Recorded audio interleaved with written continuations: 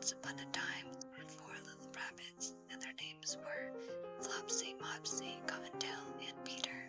They lived with their mother in a sandbank underneath the root of a very big fir tree. "Now, my dears," said old Mrs. Rabbit, "one morning you may go into the fields or down the lane, but don't go into Mr. McGregor's garden. Your father had an accident there. He was put in a pie by Mrs. McGregor. Now run along and don't get into mischief. I am going out." Then old Mrs. Rabbit took a basket and her umbrella and went through the wood to the baker's. She bought a loaf of brown bread and 5 currant buns. Flopsy, Mopsy, and Cottontail, who were good little bunnies, went down the lane to gather blackberries. But Peter, who was very naughty, ran straight away to Mr. McGregor's garden and squeezed under the gate.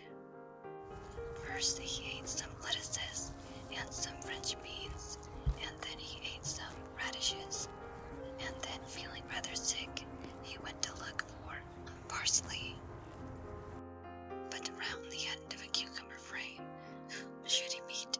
Mr. McGregor. Mr. McGregor was on his hands and knees, letting out young cabbages, and he jumped up and ran after Peter, waving a rake and calling out, "Stop, thief!" Peter was most dreadfully frightened. He rushed all over the garden, for he had forgotten the way back to the gate. He lost one of his shoes amongst the cabbages and the other shoe amongst the potatoes. After losing them, he ran on 4 legs and went faster, so that I think he might have gone away altogether if he had not, fortunately, run into a gooseberry net and got caught by the large buttons on his jacket. It was a blue jacket with brass buttons, quite new. Peter gave himself up for lost and shed big tears, but his sobs were overheard by some friendly sparrows, who flew to him in great excitement and implored him to exert himself. Mr. McGregor came up with a sieve, which he intended to pop atop. But Peter wriggled out just in time, leaving his jacket behind him. It rushed into the tool shed and jumped into a can. It would have been a beautiful thing to hide in if it had not had so much water in it. Mr. McGregor was quite sure that Peter was somewhere in the tool shed, perhaps hidden underneath a flower pot. He began to turn them over carefully, looking over each. Presently Peter sneezed a dirty shoe.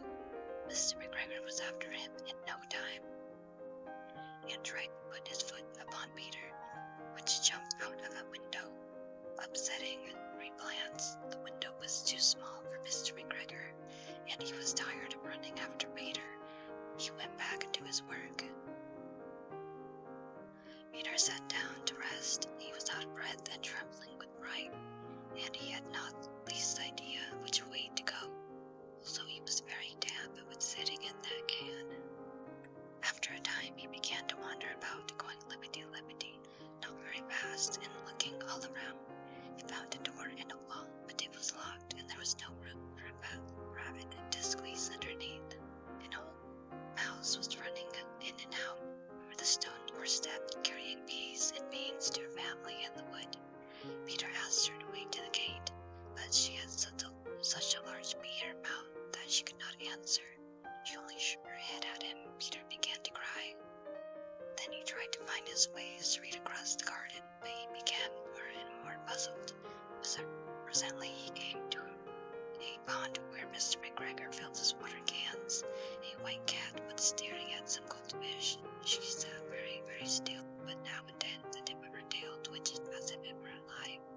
Peter thought it best to move away without sneaking to her. He had heard about cats from his cousin, Benjamin Bunny.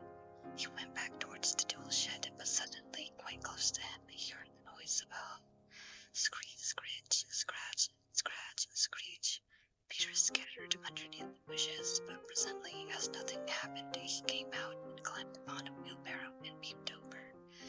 First thing he saw was Mr. McGregor, Owing onions, his back was turned towards Peter, and beyond him was the gate. Peter got down very quietly. The wheelbarrow had started running as fast as he could along a straight walk behind some black currant bushes. Mr. McGregor caught sight of him at the corner, but Peter did not care. He slipped underneath the gate and was safe at last in the wood outside the garden.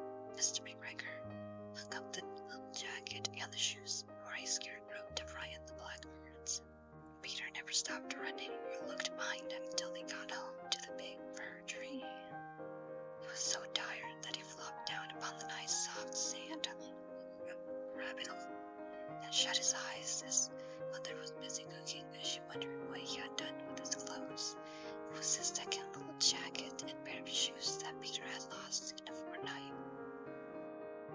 I am sorry to say that Peter was not very well during the evening. His mother put him to bed and made some chamomile tea, and she gave a dose of it to Peter, 1 tablespoonful to be taken at bedtime. But Mopsy and Cottontail